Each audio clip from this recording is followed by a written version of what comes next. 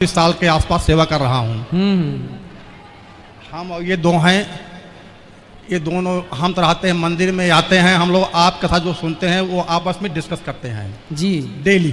अच्छा स्वामी जी, मेरा 5 प्रश्न आपसे है जी। हमको सब पता है कितने भाई बहन हमारे यहाँ बैठे हुए हैं, सब अपने अपने प्रश्नों के उत्तर लेने के लिए बैठे हुए हैं, तो हम सूक्ष्म रूप से पूछ रहे हैं और उत्तर आप चाहे 2 मिनट दो चाहे 5 मिनट दो, उसका उत्तर मैं सुनना चाहता हूँ। बोलिए। एक मेरा जो लास्ट वाला प्रश्न पहले बता दे रहा हूँ मैं, कई कथाकार हमारे पास गए, मैंने उनसे प्रश्न पूछा लेकिन उनको प्रश्न का उत्तर नहीं दे पाए जी। वो तो मैं लास्ट में पूछूंगा, पहले जो मेरा प्रश्न सुन लीजिए आप। पहला प्रश्न मेरा स्वामी जी है, गुरु जी है कि जीवात्मा और आत्मा में क्या अंतर है, मोक्ष किसका होता है? जीवात्मा और आत्मा दोनों पर्याय हैं। ठीक। लिखा है गोस्वामी तुलसीदास जी ने, ईश्वर अंश जीव अविनाशी। तो यहाँ गोस्वामी तुलसीदास जी ने आत्मा को जीव अविनाशी जीवात्मा कहा है। जीव और आत्मा ये दोनों एक ही हैं, दो नहीं हैं, पर्यायवाची हैं। चाहे जीव कह लीजिए चाहे जीवात्मा कह लीजिए। ठीक जी। मोक्ष किसका होता है? मोक्ष जो होता है, मोक्ष का अधिकारी है मन। माया मरी न मन मरा, मर मर गया शरीर, आशा तृष्णा ना मरी, कह गए दास कबीर। तो जो हमारा मन है वही मोक्ष का अधिकारी है, क्योंकि आत्मा तो मोक्ष से और जन्म मृत्यु सबसे परे है। तो जो मन है, कहते हैं ना सब मर गया, शरीर बूढ़ा हो गया, मन बुढ़ा नहीं हुआ। ठीक। तो मन को ही सारा सुख दुख मिलना है। ठीक। स्वामी दूसरा प्रश्न मेरा है, मरने के बाद अपने कर्मानुसार, जैसा आप बता चुके हैं, जीव अन्य योनियों में चला जाता है। ठीक है। तो मेरे फिर पितर कैसे होते हैं? पितर ऐसे होते हैं कि जब हमारे पिता के पिता के पिता जो भी आज धरती पर नहीं है, वो जब यहाँ से मरकर जाते हैं तो सीधा पहले पितृलोक जाते हैं। वहाँ जाने के बाद, जैसे हमने बताया, 13 होने के बाद यमराज जी निर्णय लेते हैं कि अब आप पाप या पुण्य के अनुसार अब कहाँ जाएंगे, स्वर्ग जाएंगे, नरक जाएंगे या अन्य तमाम योनियों में जाएंगे। तो कुछ लोग तो अपने कर्मों के बस किसी भी योनि में चले गए। माना कि हमारे दादाजी परदादा जो भी हैं, कोई शेर बन गया, शेर कर्मों के अनुसार। अब हमने उनके नाम से यहाँ पिंडदान दिया, गया जी में तर्पण किया, जहाँ भी किया, तो हुआ क्या, वो शेर की योनि में जहाँ है, यदि उन्हें कोई कष्ट है, भूखे मर रहे हैं या कोई कष्ट तकलीफ है, तो ये पिंडदान का पुण्य उनको उस योनि में प्राप्त होगा जहाँ वो है। किसी भी योनि, बंदर से लेकर चींटी से लेकर हाथी तक जहाँ है वो उन्हें, यदि वो मनुष्य बने हैं तो मनुष्य की योनि में उनको प्राप्त हो जाएगा, जहाँ है वहाँ मिलेगा।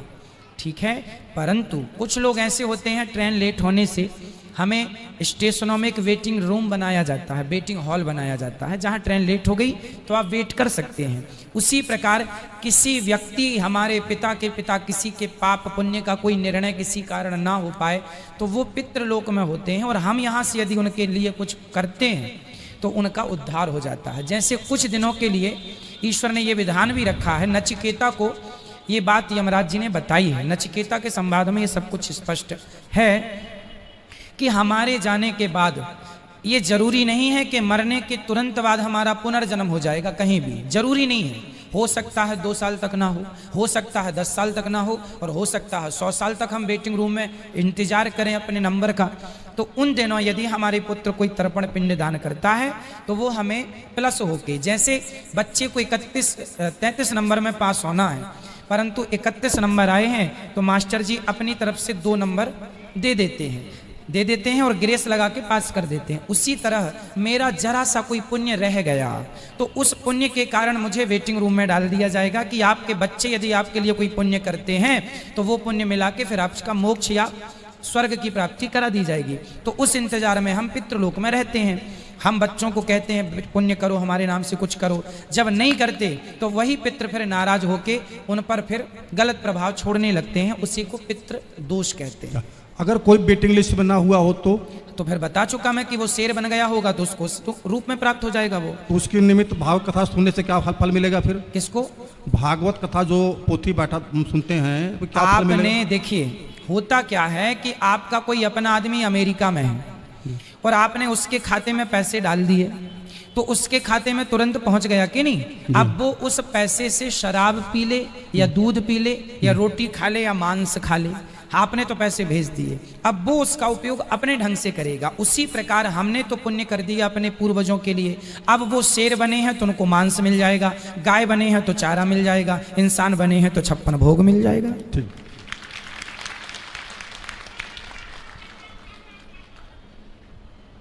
स्वामी जी, मेरा ये अंतिम प्रश्न यह है आपसे जी कि आपने भी कई बार बता चुका है, हमने भी कई और संतों सुन चुके हैं और थोड़ा सा जानते भी हैं कि जो हम कर्म पिछले जन्म में किए हैं, ठीक है, वहाँ हम भोग रहे हैं। हाँ, अच्छा किए हैं तो बुरा किए तो भोग रहे हैं। जब मेरा कर्म पिछले जन्म का समाप्त हो जाएगा तो हमारी जीवन यात्रा से खत्म हो जाएगी, ठीक है, तो हम यहाँ कर क्या रहे हैं, ये प्रश्न मेरा है। हाँ हाँ, आपका प्रश्न बहुत उचित है। ये मैं कर क्या रहा हूँ?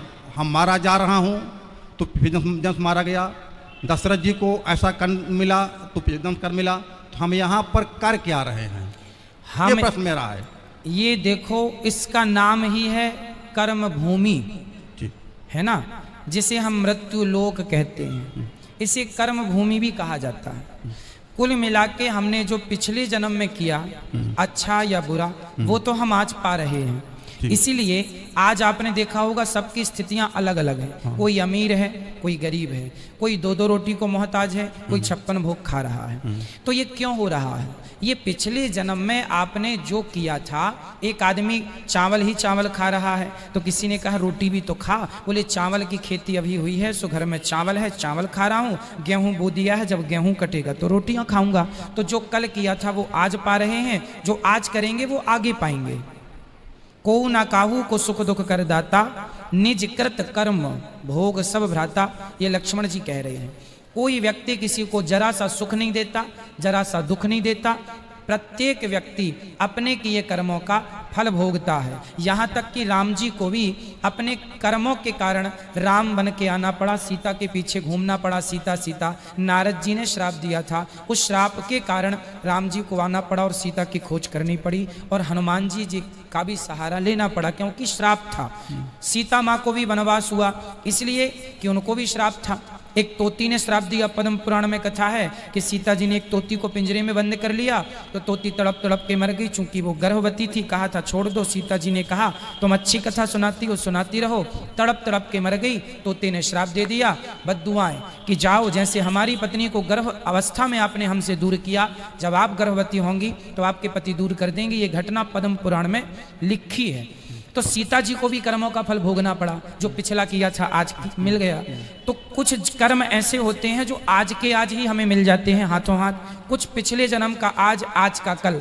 अब आप कहेंगे तो ये चक्कर चलता रहेगा? हाँ, तब तक चलेगा। कब तक? कबीरदास जी कह रहे हैं, चलती चक्की देख कर दिया कबीरा रोए, दो पाटन के बीच में साबुत बचा न कोई। पुनरपि, आद्य शंकराचार्य जी कह रहे हैं, पुनरपि जननम पुनरपि मरणम पुनरपि जननी जठरे शयनम। ये जन्म मृत्यु चल रहा, सब पिस रहे हैं। बोले कैसे बचेगा? बोले भज गोविंदम गोविंदम भज मूढ़मते। यदि कोई भगवान की शरण में चला गया तो वो जन्म और मृत्यु के चक्कर से बच जाएगा। इसलिए कथाएं, कीर्तन, भगवान की शरणागति।